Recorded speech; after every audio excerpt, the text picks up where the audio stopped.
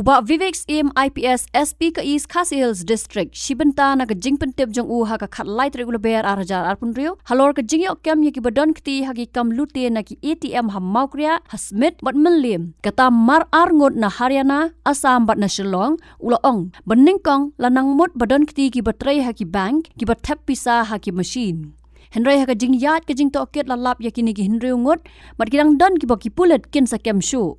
halor ki arngot na Shillong ulaong baklem ki bana yeng ki bana bar kinom la ban tip hai ban lute Nyngkong shat ni la subaya baro hi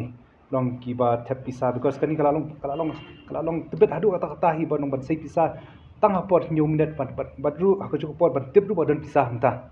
ti ndai hadu menta hi ngimpat lap hi kata bakin dei ki nong Trei jong kabang bakin dan kti ndai wada kata gindang toket shakmat ai ban pet dan ti manur dan ne manur dan badan kti nakaliang politik nong Trei jong kabang ne Kiba tapisa. There are still more people as and when we interrogate and all that we will get to know more people and all that. Of course we have some people in our mind and all that special cell is yet to nab them but as investigation interrogation is in progress and all that we'll get to know the exact number of people who are actually really involved. Unless you see people from outside will not be able to commit the crime unless they are facilitated by local facilitators. These two people are actually they are local facilitators. They actually have contacted they were contacted by the Assam counterparts and the Assam counterparts by the people from Haryana. So they're the people who identify the ATMs out here. These two people actually have been involved in many other crimes, from drug trafficking to murder to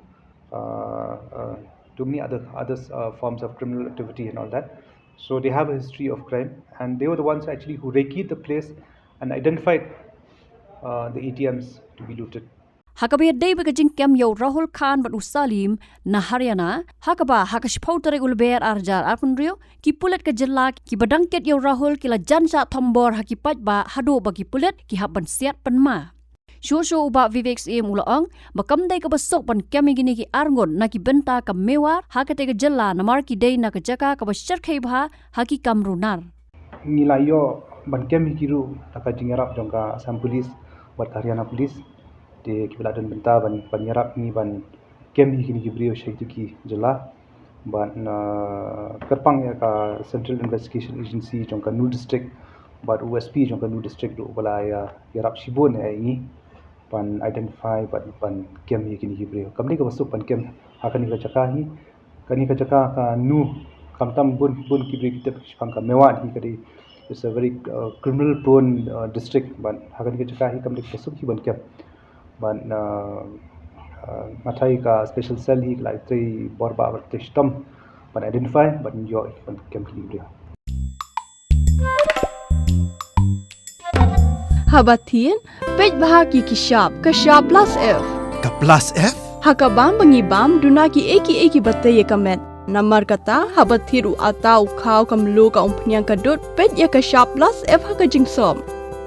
Yaki nutrient kumki vitamin bat ka iron la icon diat bat ka bathau bha kam khta ai ka dur jing ki mar bam ka jing mat lani ka rukom shed yaki balehi banai kita ka don ka we ka jing mentoy ba kongsan ka kot ka khia